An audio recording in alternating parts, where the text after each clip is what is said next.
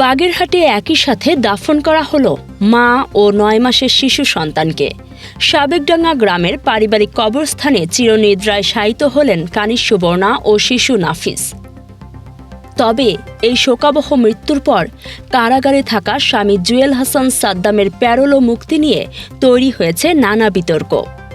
গত শুক্রবার বাগেরহাটে নিজ ঘর থেকে উদ্ধার করা হয় ছাত্রলীগ নেতা জুয়েল হাসান সাদ্দামের স্ত্রী স্বর্ণালী ও তাদের ৯ মাসের সন্তানের মরদেহ।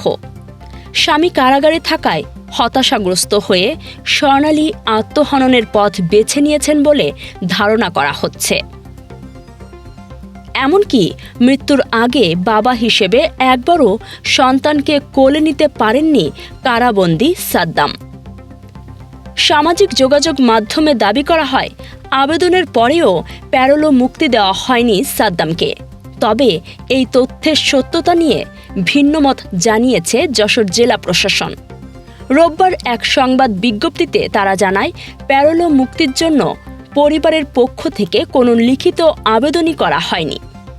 জেলা প্রশাসন আরও স্পষ্ট করেছে যে সময়ের স্বল্পতার কারণেই পরিবারের সিদ্ধান্তে প্যারোলো আবেদন না করে কেবল মরদেহ দেখার অনুরোধ করা হয়।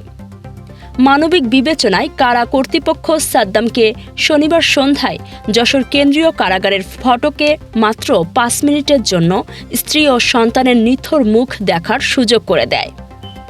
বিজ্ঞপ্তিতে জানানো হয়, সাদ্দামের স্ত্রীর নামে ছড়ানো কথিত চিঠি কিংবা কারাগারে তোলা ছবিগুলোর সাথে কারা কর্তৃপক্ষের কোনো সম্পর্ক নেই। মূলত জেলা প্রশাসনের সহযোগিতায় এবং মৌখিক আবেদনের ভিত্তিতেই এই শেষ দেখার ব্যবস্থা করা হয়েছিল। ৫ই আগস্টের পর থেকে আত্মগোপনে থাকা সাদ্দাম বর্তমানে বিভিন্ন মামলায় কারাবন্দী।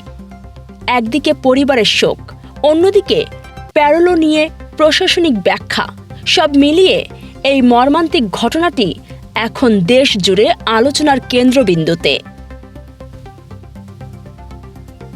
কাজী সাইমা, রাতদিন নিউজ।